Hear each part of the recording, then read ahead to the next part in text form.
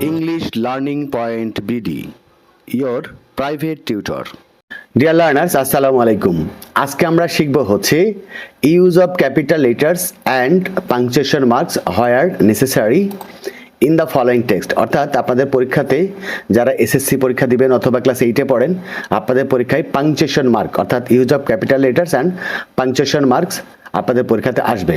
অর্থাৎ একটা ছোট্ট প্যাসেজ দেওয়া থাকবে, সেই প্যাসেজের মধ্যে কোথায় বড় হাতের অক্ষর ব্যবহার করা হবে অর্থাৎ ক্যাপিটাল লেটার্স ব্যবহার করা হবে এবং কোথায় কোন পাংচুয়েশন মার্ক বসবে, এই সম্বলিত একটি প্রশ্ন কিন্তু পরীক্ষাতে আসবে। তো অনেকের কাছে এই পাংচুয়েশন মার্কটা অনেক সহজ মনে হলেও আসলে এটা কিন্তু অত সহজ বিষয় নয়। আপনারা যদি পাংচুয়েশন বুঝি করতে যান তাহলে কিন্তু আপনারা বুঝবেন যে আসলে পাংচুয়েশন মার্ক আপনারা যতটা সহজ মনে করেন আসলে পাংচুয়েশন মার্ক কিন্তু অত সহজ বিষয় নয়। তো আমি আপনাদেরকে একটি বোর্ড কোশ্চেন প্র্যাকটিস করে দেখাই যে আসলে পাংচুয়েশন মার্ক কিভাবে করতে হয় এবং এর সঠিক নিয়মটা কি এবং নির্ভুলভাবে কিভাবে করবেন। আর তার আগে একটা কথা বলি, আপনারা যারা punctuation mark and use of capital লেটার্সের ভিডিওটি দেখেননি, আমি ডেসক্রিপশন বক্সে লিঙ্ক দিয়ে দিয়েছি, সেখান থেকে আপনারা পাংচুয়েশন মার্ক এবং ইউজ অফ ক্যাপিটাল লেটার্সের যে মূল লেকচারটি রয়েছে সেটা আপনারা দেখে নেবেন। তো আমি এখন যে বোর্ডটি প্র্যাকটিস করতে যাচ্ছি আপনাদেরকে বোঝাতে যাচ্ছি সেটা হচ্ছে একই সাথে ময়মনসিংহ বোর্ড, তারপরে হচ্ছে দিনাজপুর বোর্ড এবং সিলেট বোর্ড 2023 সাল, অর্থাৎ রিসেন্ট যে এসএসসি পরীক্ষা হয়ে গেল তার 2023 সালের ময়মনসিংহ বোর্ড, দিনাজপুর বোর্ড এবং সিলেট বোর্ডের পরীক্ষায় এসেছিল। এখন এই পাংচুয়েশন মার্ক করতে গেলে আপনাদেরকে প্রথমে যেটা করতে হবে সেটা হচ্ছে এই যে প্যাসেজটুকু দেখছেন, এই প্যাসেজের মধ্যে কোন জায়গা থেকে একটা সেন্টেন্স শুরু হচ্ছে এবং কোন জায়গা থেকে শেষ হচ্ছে সেইটা আগে আপনাদেরকে ফাইন্ড আউট করতে হবে। তারপরে আপনারা খেয়াল করবেন যে কোথায় কোন পাংচুয়েশন মার্ক ব্যবহার হবে এবং কোথায় কোন ক্যাপিটাল লেটার্স ব্যবহার হবে। তো আমরা একটু প্রথম থেকে খেয়াল করি, লেখা আছে কি Mainul Islam is a qualified farmer in Naogaon. দেখেন পরবর্তীতে যেহেতু এখানে একটা সাবজেক্ট আছে এবং এর মাঝখানে আর কোনো কনজাংশন নেই, তার মানে আমাদেরকে বুঝতে হবে এইটা হচ্ছে একটা এই পর্যন্ত একটা সেন্টেন্স। ওকে, এখন আপনাকে চিন্তা করতে হবে যে এই সেন্টেন্সটি কোন সেন্টেন্স। এটা যদি অ্যাসার্টিভ হয় বা অপটেটিভ হয় অথবা ইম্পারেটিভ হয় তাহলে ফুল স্টপ বসবে। এটা যদি ইন্টারোগেটিভ সেন্টেন্স হয় তাহলে এখানে ইন্টারোগেশন মার্ক বসবে এবং এটা যদি এক্সক্লেমেটরি সেন্টেন্স হয় তাহলে এখানে এক্সক্লেমেশন মার্ক বসবে। অর্থাৎ একটা সেন্টেন্সের শেষে কিন্তু একটা চিহ্ন আপনাকে বসাতেই হবে। ওকে, এখন খেয়াল করেন এই সেন্টেন্সটার শুরুতেই মূলত সাবজেক্ট দিয়ে শুরু হয়েছে আর 5 প্রকার সেন্টেন্সের মধ্যে শুধুমাত্র অ্যাসার্টিভ সেন্টেন্সই কেবল সাবজেক্ট দিয়ে শুরু হয়। সুতরাং এই সেন্টেন্সটি একটা অ্যাসার্টিভ সেন্টেন্স এবং এই সেন্টেন্সের শেষে একটা আমরা ফুল স্টপ বসাবো। একটু ভালো করে খেয়াল করেন, এই যে এই জায়গাতে আমরা একটা ফুল স্টপ বসাবো।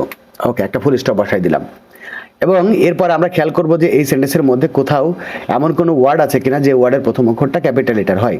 তো এখানে যে আমরা দেখতেছি যে মাইনুল ইসলাম মানুষের নাম, কোয়ালিফাইড ফার্মার ইন নওগাঁ, অর্থাৎ এখানে যে কয়টা ক্যাপিটাল লেটার হওয়ার কথা ছিল সেই কয়টা ক্যাপিটাল লেটার দেওয়াই আছে। সুতরাং এখানে আমাদেরকে আর কোনো লেটারকে ক্যাপিটাল করতে হবে না। এবার আমরা পরের সেন্টেন্সে যাই। পরের সেন্টেন্সটি হচ্ছে হি lives in his village with his 2 brothers. দেখেন এখানে আবার হোয়েন আছে, তো এখানে যেহেতু হোয়েন আছে তাহলে বুঝতে হবে যে এই সেন্টেন্সটা এখান থেকেই শেষ হয়ে গেল। অর্থাৎ he lives in his village, সে তার গ্রামে বাস করে, উইথ হিজ 2 ব্রাদার্স, তার 2 ভাইয়ের সাথে। ওকে, তাহলে এইটা একটা সেন্টেন্স এবং এই সেন্টেন্সটা যে সেন্টেন্স হয় সেই সেন্টেন্স অনুযায়ী আমরা এখানে একটা পাংচুয়েশন মার্ক বসাবো। তো এই সেন্টেন্সটি দেখেন এটা হচ্ছে ভার্ব এবং ভার্বের আগে এটা সাবজেক্ট, সুতরাং এটাও একটা অ্যাসার্টিভ সেন্টেন্স, সুতরাং এই জায়গাতেও আমরা একটা ফুল স্টপ বসে দেবো। দেখেন খুব সহজ কিন্তু একটু জটিল আছে, আপনারা আস্তে আস্তে বুঝতে পারবেন। এরপরে আসেন এই যে আছে হোয়েন। হোয়েন কিন্তু একদিকে কনজাংশন হয় আবার আর একদিকে কি হয়, ইন্টারোগেটিভ প্রোনাউনও হয়। এখন আমাকে দেখতে হবে যে এই হোয়েনটা আসলে এখানে ইন্টারোগেটিভ প্রোনাউন হিসেবে ব্যবহার হচ্ছে নাকি এখানে কনজাংশন হিসেবে ব্যবহার হচ্ছে। তো খেয়াল করেন হোয়েনের পরে যদি দেখি যে সাহায্যকারী ভার্ব আছে তাহলে সেটাকে আমরা বলবো যে হোয়েন তখন হচ্ছে ইন্টারোগেটিভ প্রোনাউন, মানে প্রশ্ন করতে ব্যবহার করা হয়েছে। আর যদি দেখেন যে হোয়েনের পরে সরাসরি সাবজেক্ট আছে তাহলে বুঝবেন এটা কনজাংশন, অর্থাৎ এখানে ইন্টারোগেটিভ সেন্টেন্স না, এটা একটা অ্যাসার্টিভ সেন্টেন্স। ওকে, তাহলে এখানে হোয়েনের পরে সাবজেক্ট আছে, সুতরাং এটা একটা কনজাংশন এবং এখানে 2টা সেন্টেন্স আছে, ভালো করে খেয়াল করেন। তাহলে আমরা একটু পড়ি, হোয়েন হি ওয়াজ আস্কড, তাকে যখন প্রশ্ন করা হলো, what makes you decide to stay here in this village. দেখেন এইখানে আর একটা সাবজেক্ট আছে, তাহলে এইখানে যেহেতু আর একটা সাবজেক্ট আছে আর তাহলে আমরা এই জায়গাতে একটা ফুল স্টপ দিয়ে দিব, মানে এটা একটা সেন্টেন্স এবং এই সেন্টেন্সটা একটা অ্যাসার্টিভ সেন্টেন্স এবং এখানে একটা ফুল স্টপ দিব। এখন আমাদেরকে চিন্তা করতে হবে যে এই সেন্টেন্সটার মধ্যে কোনো চেঞ্জ আছে কিনা। দেখেন, হোয়েন হি ওয়াজ আস্কড, তাকে যখন জিজ্ঞেস করা হলো। এখন একটা মজার ব্যাপার দেখেন, মজার ব্যাপারটা হচ্ছে এইটা হচ্ছে এখানে হি ওয়াজ আস্কড, এটা দেখেন পাস্ট টেন্সে দেওয়া আছে এবং হটের পরে আছে একটা প্রেজেন্ট টেন্স। তো ইংলিশ গ্রামারের নিয়ম অনুযায়ী একটা সেন্টেন্সের মধ্যে এই যে কনজাংশন দেখছেন, কনজাংশনের আগে যে টেন্স থাকে ওই কনজাংশনের পরে ওই টেন্সই হওয়ার কথা, তাই না? তো এখন প্রশ্নটা হচ্ছে যে এখানে যেহেতু পাস্ট টেন্স আছে তাহলে এখানে পাস্ট টেন্স হওয়ার কথা। সুতরাং এইখানে যে প্রবলেমটা আছে এইটা হচ্ছে একটা ডিরেক্ট ন্যারেশন, মানে হোয়েন হি ওয়াজ আস্কড, তাকে যখন জিজ্ঞেস করা হলো what makes you decide to stay here in this village, এই গ্রামে তাকে বসবাস করার জন্য যে সিদ্ধান্ত নিতে কি করেছে, মানে কোন বিষয়টা তাকে এই গ্রামে বসবাস করতে সাহায্য করেছে। সুতরাং এটা একটা স্পিচ, মানে তাকে এটা একটা প্রশ্ন। তাহলে এইখানে আমরা যেটা করব সেটা হচ্ছে এই যে আস্কডের পরে আমাদেরকে একটা কমা ব্যবহার করতে হবে, এটা হচ্ছে একটা ডিরেক্ট ন্যারেশন। এরপরে এখানে একটা আমাদেরকে কি করতে হবে, একটা ইনভার্ট কমা শুরু করতে হবে। আর আপনারা জানেন ইনভার্ট কমা দিয়ে শুরু যেটা হয় এবং সেই লেটারটা ক্যাপিটাল লেটার হয়। তাহলে এইটাকে আমরা বড় হাতের করে দিলাম। তাহলে what makes you decide to stay here in this village. এখন দেখেন এইটা যেহেতু একটা ইন্টারোগেটিভ সেন্টেন্স, সুতরাং এইখানে আমাদেরকে এখন ইন্টারোগেশন মার্ক বসাতে হবে। তো ইন্টারোগেশন মার্ক বসালাম এবং আমাদেরকে আরেকটা যেটা করতে হবে, এইটা যেহেতু ইনভার্টেড কমা দিয়ে শুরু করলাম সুতরাং এখানে ইনভার্টেড কমা দিয়ে শেষ করতে হবে। আচ্ছা, তাহলে এই ব্যাপারটা কিন্তু খুব ভালো করে খেয়াল করতে হবে যে এটা আসলে ডিরেক্ট ন্যারেশন নাকি ইনডিরেক্ট ন্যারেশন। তাহলে এখন খেয়াল করেন, আপনি যদি এই ব্যাপারটা না বুঝেন তাহলে কিন্তু এখানে আপনি ভাববেন যে এইটা একটা কনজাংশন। তো আর একটা ব্যাপার মনে রাখেন, যেহেতু এইখানে একটা কনজাংশন আছে, এখানে আর একটা কনজাংশন, তো একটা সেন্টেন্সে একাধিক কনজাংশন থাকতে পারে, কিন্তু সেই ক্ষেত্রে কিন্তু আবার সাবজেক্ট ভার্বও একাধিক থাকতে হয়। তো এটা একটা ডিরেক্ট ন্যারেশন ছিল, যার কারণে আমরা এইচটাকে বড় হাতে, ডাব্লিউটাকে বড় হাতের করে দিলাম এবং এইটা যেহেতু একটা স্পিচ সুতরাং এটাকে আমরা ইনভার্ট কমা দিয়ে ক্লোজ করলাম এবং এইটা যেহেতু তাকে একটা প্রশ্ন করা হয়েছিল সুতরাং এটাকে এখানে আমরা একটা ইন্টারোগেশন মার্ক বসালাম। ওকে, এবার আসেন পরবর্তীতে। হি রিপ্লাইড, সে উত্তর দিল, look it's true that we could leave this village for a city life. দেখেন, তাহলে এইখানকার যে ব্যাপারটা সেটা হচ্ছে হি রিপ্লাইড, যদি এটা ইনডিরেক্ট ন্যারেশন হতো তাহলে কিন্তু এখানে একটা দ্যাট থাকতো।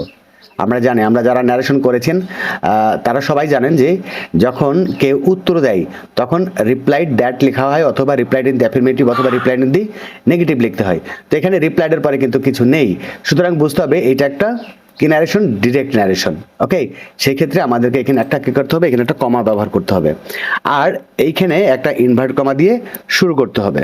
তো আমরা ইনভার্ট কমা দিয়ে শুরু করলাম। লুক, দেখেন লুকের পরে কিন্তু আর একটা সাবজেক্ট রয়েছে, তাহলে লুকের পরে একটা কমা হবে, বলছে দেখো। আচ্ছা, কমা দিলাম। আরেকটা ব্যাপার দেখেন, এই যে ইটস আর ইট ইজ, এখানে একটা মানে মজার ব্যাপার আছে। আপনাদেরকে একটা বিষয় বলি, এখানে একটা সেন্টেন্স দেখেন, সেটা হচ্ছে ইটস আর এই হচ্ছে ইটস, এই দুইটার মধ্যে কিন্তু পার্থক্য আছে। একটা হচ্ছে এই যে ইট ইজ মানে হচ্ছে ইটস মানে ইট ইজ, এটা হচ্ছে ইট এবং ইজ এর শর্ট ফর্ম। দেখেন ইট এবং এই যে ইজ, ইট ইজ এর শর্ট ফর্ম হচ্ছে ইটস, এটা খুব ভালো করে বুঝবেন। আর দেখেন ইটস মানে হচ্ছে ইট ইজ এর শর্ট ফর্ম, আর এই ইটস হচ্ছে পসেসিভ, এইটার মানে হচ্ছে ইহার। তাহলে ইটস এবং ইট ইজ এর মধ্যে পার্থক্য আছে। তাহলে এখন আমাদেরকে দেখতে হবে যে এখানে আসলে ইট ইজ নাকি ইটস। এটা দেখেন ইট ইজ ট্রু, মানে ইটস ট্রু মানে ইট ইজ ট্রু, তার অর্থ হচ্ছে ইটস মানে হচ্ছে এখানে ইট ইজ। তো ইটসকে যখন বা ইট ইজকে যখন শর্ট ফর্ম করা হয় তখন এখানে একটা অ্যাপোস্ট্রফি কমা হয়। ওকে, সুতরাং এখানে আমরা একটা অ্যাপোস্ট্রফি কমা দিব। তাহলে ইট ইজ ট্রু, অর্থাৎ it's true that we could leave this village for a city life, আমরা শহরের জীবনযাপনের জন্য আমরা আমাদের গ্রামকে ত্যাগ করতে পারতাম, এটা একটা কথা। তাহলে এখানে আমরা একটা ফুল স্টপ দিয়ে দিই, যেহেতু এটা একটা অ্যাসার্টিভ সেন্টেন্স।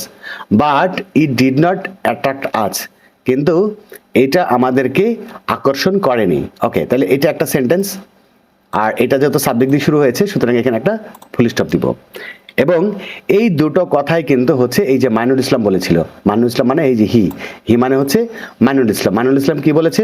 মাইনুল ইসলাম বলেছিল, লুক দেখেন, ইটস ট্রু দ্যাট, বলছে এটা সত্য যে we could leave this village for a city life, আমরা আমাদের শহরের জীবনের জন্য, জীবনযাপনের জন্য আমরা আমাদের গ্রামকে ত্যাগ করতে পারতাম, but it didn't attract us, কিন্তু এটা আমাদেরকে আকর্ষণ করেনি।